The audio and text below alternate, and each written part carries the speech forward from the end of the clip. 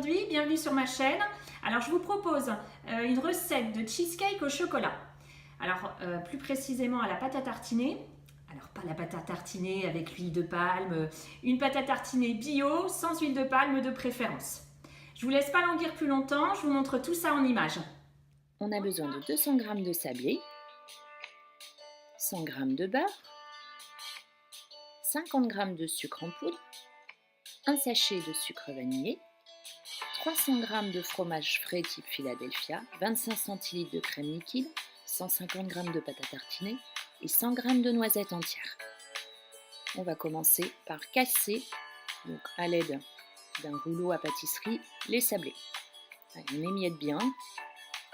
On vient ensuite y verser le beurre qu'on aura préalablement fondu et on va venir mixer le tout jusqu'à créer une pâte.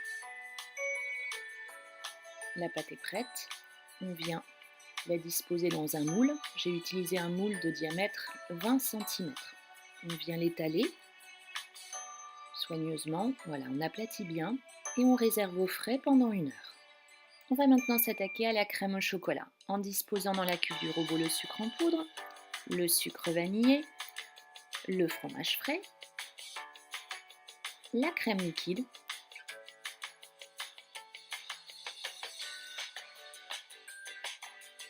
et on commence à fouetter pour monter légèrement en chantilly. Il faut que la crème soit onctueuse, pas trop épaisse.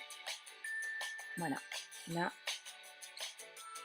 on voit qu'elle a bien pris, elle n'est pas trop épaisse. Et on va pouvoir donc ajouter maintenant la pâte à tartiner qu'on aura légèrement fondue, soit au bain-marie, soit au micro-ondes. On la dispose également dans la cuve du robot.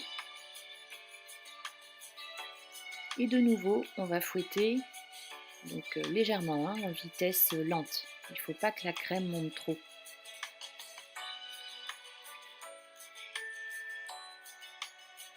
On va fouetter un peu, on a une belle préparation. On va pouvoir la disposer au-dessus de la pâte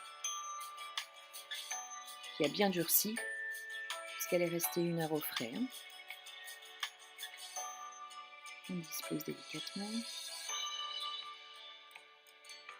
Et ensuite, on vient étaler proprement, que ce soit bien lisse. Il nous reste maintenant la garniture. Donc on va venir concasser les noisettes, toujours à l'aide d'un rouleau à pâtisserie. Et on va venir disposer les noisettes sur tout le dessus du cheesecake. On en met bien partout.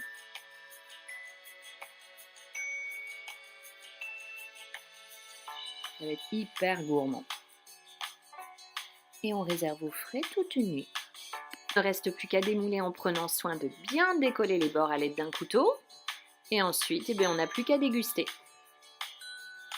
La recette est déjà terminée, j'espère qu'elle vous a plu, mais vous n'hésitez pas, un maximum de pouces bleus, des commentaires auxquels je répondrai très très vite, vous me dites si la recette vous a plu, si vous avez des choses à dire, vous n'hésitez pas, et puis vous retrouvez comme d'habitude plein d'autres recettes sur campmargotpâtisse.com. À très très vite.